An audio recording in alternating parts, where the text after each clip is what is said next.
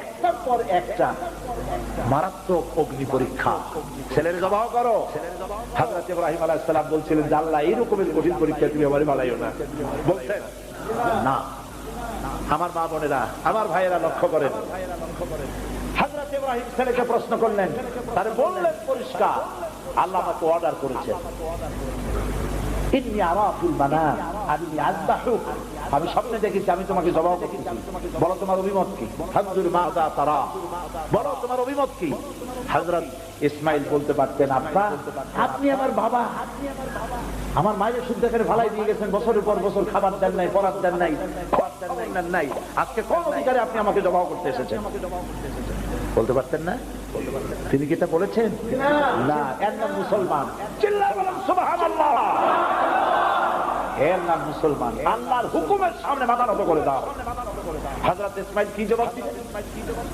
হযরত ইসমাইল বললেন, ইয়া আবাতি ফাআল মা তুমার সাতাজিদুনি ইনশাআল্লাহু মিনাস সাবিরিন।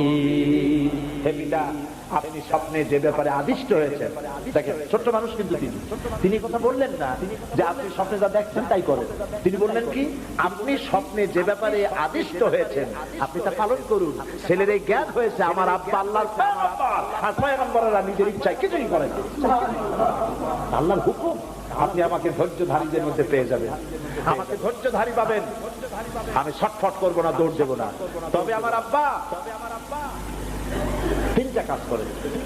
জবাহ করার সময় আমার হাত পা বাঁধেন, যাতে করে জবাহের বেদনায়, যন্ত্রণায় আমার হাত পা আপনার গায়ে লাগলে আমার বেয়াদবি হয়ে যেতে পারে। হাত পা বাঁধেন। 2 নম্বরে আপনার চোখটা বাঁধবেন ভালো করে, যাতে করে আমার গর্দান দেখলে এখানে ছুরি চালাইতে আপনার কষ্ট হইতে পারে, হাতটা শিথিল হয়ে যেতে পারে। বাপের কাছে ছেলের গর্দান বড় প্রিয়। বাপ তার ছেলেকে কাছে রেখে তার গর্দানের উপরে চুমা খায়, তার কপালে চুমা খায়। আপনার চোখটা বাঁধিয়ে নিন, তাহলে কষ্ট কম হবে। আর 3 নম্বরে আর একটা দাবি আছে।